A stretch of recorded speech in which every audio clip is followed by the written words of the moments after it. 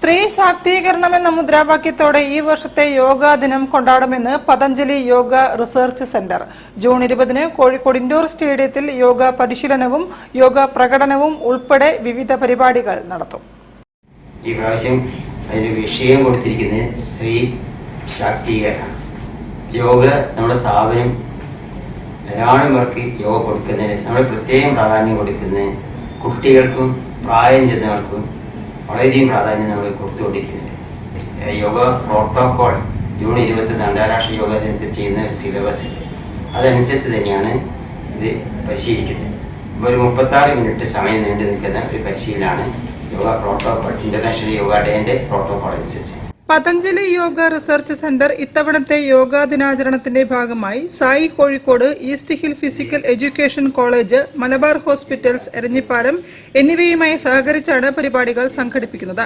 June 20-ന് Kozhikode indoor സ്റ്റേഡിയത്തിൽ ആയുഷിന്റെ yoga protocol പ്രകാരമുള്ള കൂട്ടായ യോഗ പരിശീലനം, വിദ്യാർത്ഥികളുടെ യോഗ പ്രകടനം, യോഗ ബോധവൽക്കരണം എന്നിവ നടത്തും. അങ്ങനെ സമൂഹത്തിലെ വളരെ വ്യത്യസ്ത രീതിയിലുള്ള വ്യക്തികൾക്ക് നമ്മൾ യോഗ വളരെ മിതമായ രീതിയിൽ ചെയ്യുന്നുണ്ട്.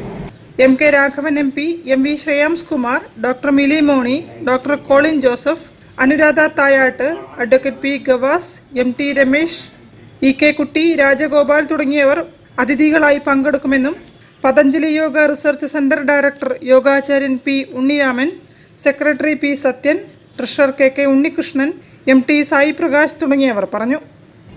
എല്ലാവർക്കും വളരെ മാനസിക പിരിമുറുക്കവും പലതരം അസുഖങ്ങളും ഒക്കെ ഈ കാലഘട്ടത്തിൽ ആർക്കും ഒന്നിനും സമയമില്ല.